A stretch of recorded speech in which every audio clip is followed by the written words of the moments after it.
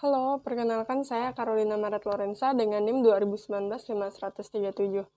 Pada kesempatan ini saya akan menyampaikan mengenai macam-macam organisasi proyek dan kelebihan serta kekurangannya.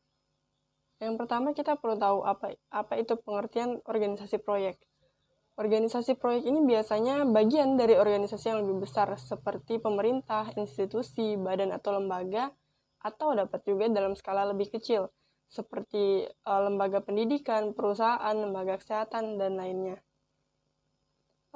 Pengelolaan proyek membutuhkan suatu organisasi yang kuat dengan program, visi dan misi, dan tujuan yang jelas, sehingga kegiatan dilakukan dengan batasan standar yang telah disepakati dan dilaksanakan dengan maksimal oleh personel penanggung jawab masing-masing kegiatan.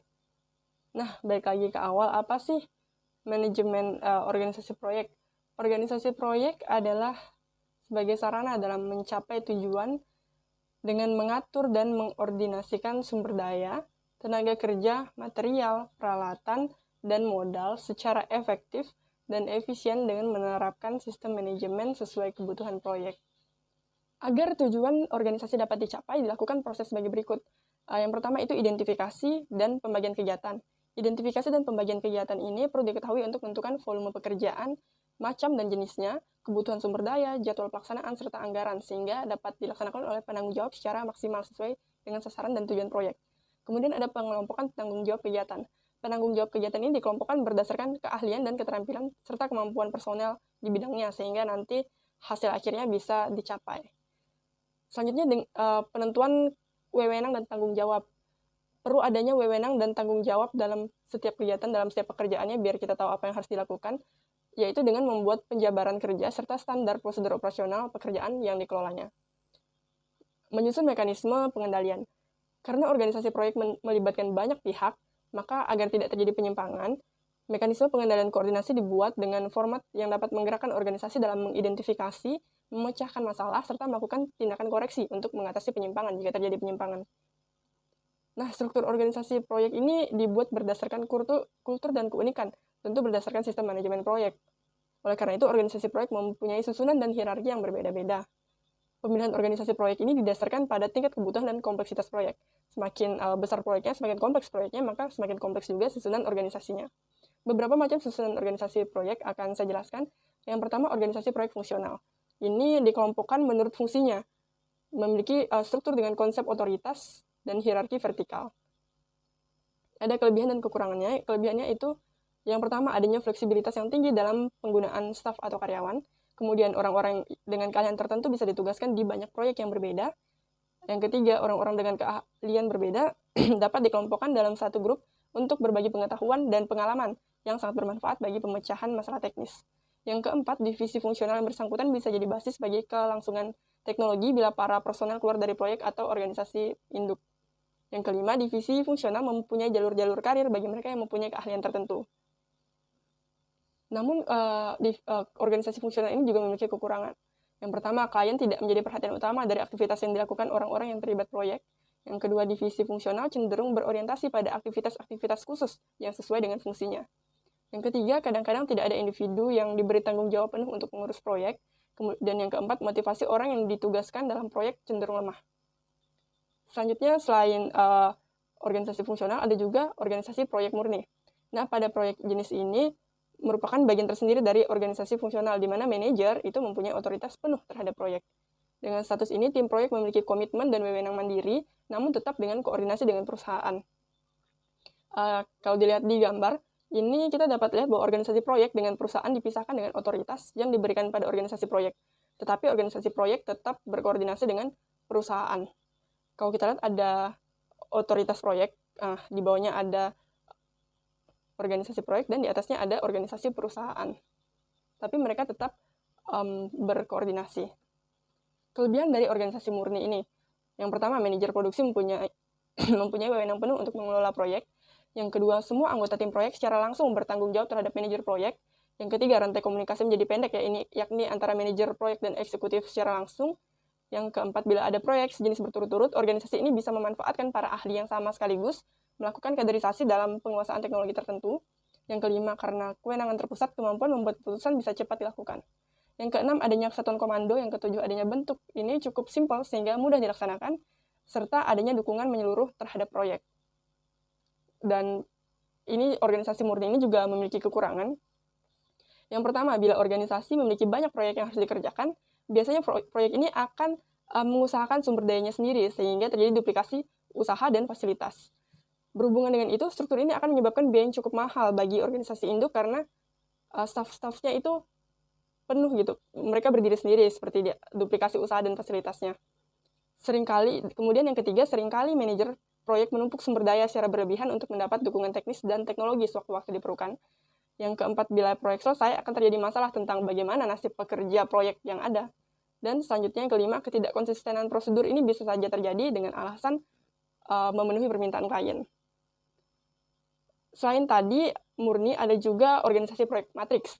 Nah, organisasi proyek matriks ini merupakan gabungan dari organisasi murni dan fungsional, memanfaatkan ahli dari berbagai disiplin ilmu yang terlibat dalam organisasi fungsional sebagai bentuk sebagian-bagian dari proyek sehingga tidak mengganggu proses pelaksanaan proyek serta organisasi fungsional perusahaan. Kelebihan organisasi proyek matriks. Yang pertama, proyek mendapat perhatian secukupnya.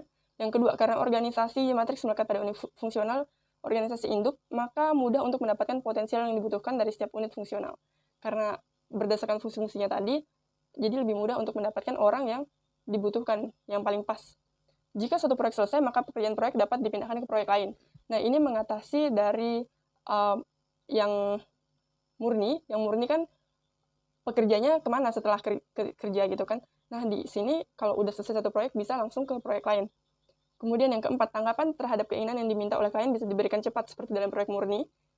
Kemudian yang kelima, mempunyai akses perwakilan dengan divisi administrasi perusahaan induk sehingga konsistensi kebijaksanaan prosedur dari perusahaan bisa dijaga. Seperti kita lihat kalau di murni tadi, salah satu kelemahannya adalah ketidakkonsistenan yang berdasarkan kehendak klien. Tapi kalau di sini, kekonsistenan, prosedur, dan kebijaksanaan itu terjaga.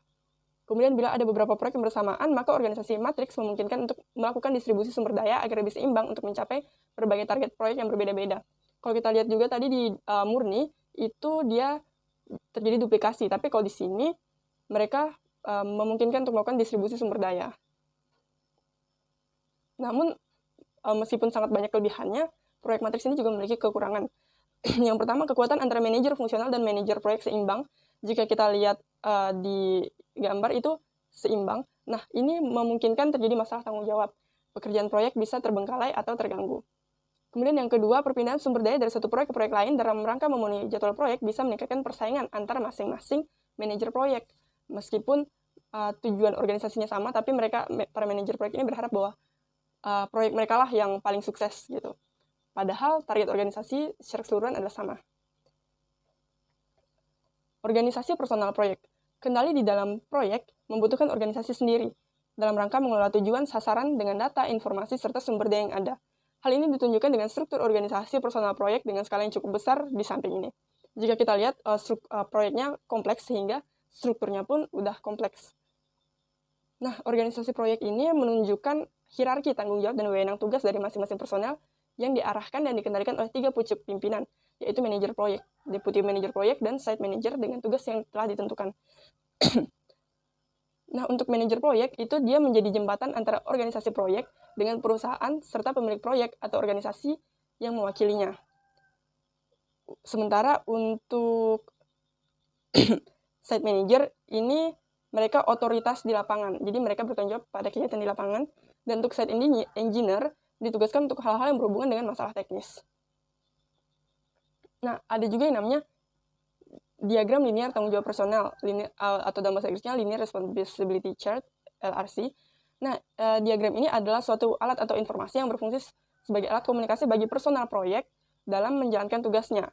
Ini menampilkan tingkatan organisasi, hierarki personel, dan tanggung jawabnya, serta hubungan antara staf dan pimpinan. Peran LRC adalah mempermudah personel proyek dalam menjalankan wewenang dan tanggung jawab mereka berdasarkan tampilan informasinya. Jika kita lihat ada gambarnya, ya, ada di PPT saya ada gambarnya, diagramnya tentang organisasi proyek. Bisa kita lihat ada keterangan di sampingnya bahwa huruf-huruf A, B, C sampai J itu ada keterangan wewenang dan tanggung jawabnya. Misalnya kita lihat pemilik proyek, pada sumbu X itu ada pemilik proyek, Dan pada sumbu Y-nya ada menetapkan sasaran, tujuan proyek, dan sebagainya. Kita lihat pada pemilik proyek dan menetapkan sasaran dan tujuan proyek itu ada huruf A. Berarti pada hal itu A adalah tanggung jawab penuh. Jadi pemilik proyek bertanggung jawab penuh dalam menetapkan sasaran dan tujuan proyek. Kalau kita lihat lagi ke sebelahnya itu ada konsultan perencana, itu pada menetapkan sasaran itu dia E hurufnya. E adalah memberikan konsultasi. Jadi konsultan perencana itu memberi konsultasi mengenai mengenai cara menetapkan atau ketetapan sasaran dan tujuan proyek. Jadi kita lihat di sini pemilik proyek dan konsultan proyek itu memiliki wewenang dan tanggung jawab yang berbeda terhadap menetapkan sasaran dan tujuan proyek. Pada diagram ini bisa kita lihat jelas bahwa tiap posisi itu memiliki tanggung jawab yang berbeda dan wewenang yang berbeda. Nah, itu yang dapat saya sampaikan. Jika ada kekurangan atau kesalahan, saya mohon maaf. Terima kasih.